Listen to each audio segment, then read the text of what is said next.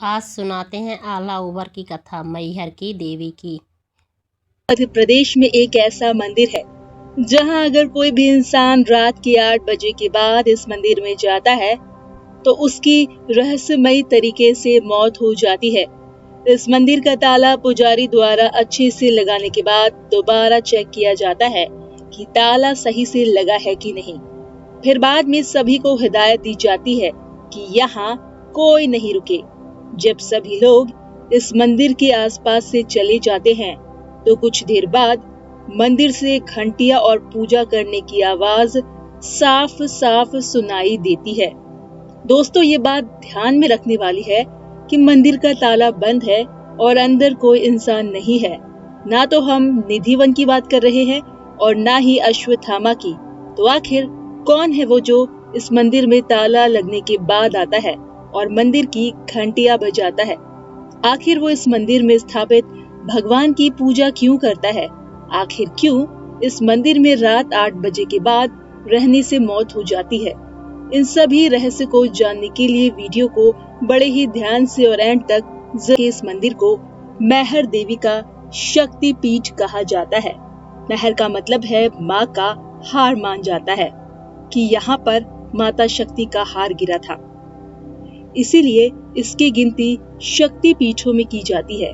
करीब 1063 सीढ़ियां चढ़ने के बाद माता के दाहिनी तरफ नरसिंह और बाएं भैरव और फेरा हनुमान जी लगाते हैं। हाँ, माता शारदा की मूर्ति की स्थापना विक्रम संवत 559 में की गई थी। मान्यता है कि शाम की आरती होने के बाद जब मंदिर के कपाट बंद करके सभी पुजारी नीचे आ जाते हैं, तब यहाँ मंदिर के अंदर से घंटी और पूजा करने की आवाजें आती है।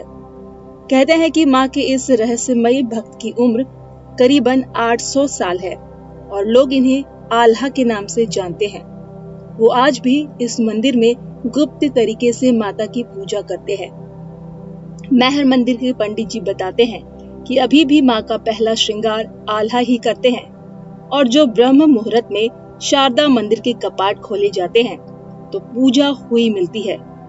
अगर हम भारत के इतिहास के वीरों की गाथा पढ़े तो हमें पता चलेगा कि आल्हा और उदल 2 भाई थे। ये बुंदेलखंड के महुआ के वीर योद्धा और परमार के समान थे और दोनों भाई माता शारदा के भक्त भी थे। उन्होंने 52 लड़ाइयां लड़ी थी और उनकी लड़ाई में पृथ्वीराज चौहान को हारना पड़ा था। कहते हैं कि इस युद्ध में उदल वीर गति को प्राप्त हो गए थे। गुरु गोरखनाथ के आगे से आल्हा ने पृथ्वीराज चौहान को जीवन दान दे दिया था, लेकिन इसके पश्चात आल्हा के मन में वैराग्य आ गया और वो माता की भक्ति में लीन हो गया। उन्होंने अपना शीश चढ़ाकर माता से अमरता का वरदान प्राप्त किया था।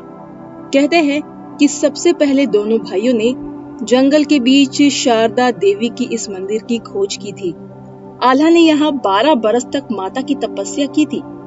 आल्हा माता को शारदा माई कहकर पुकारा करते थे, इसीलिए प्रचलन में उनका नाम शारदा माई हो गया। इसके अलावा यहाँ पर सर्वप्रथम आदि शंकराचार्य जी ने 9वीं शताब्दी में पूजा अर्चना की थी। मान्यता है कि जो भी इस मंदिर के प्रवेश में रात को रुकता है, सुबह तक उसकी मौत हो जाती है। 8 बजे के बाद गर्भगृह के साथ माता के द्वार और परिवेश के सभी ताले लगाकर पुजारी सहित सभी कर्मचारी पहाड़ी के नीचे चले जाते हैं। दोस्तों, अगर आपको इस मंदिर में आना है तो इस मंदिर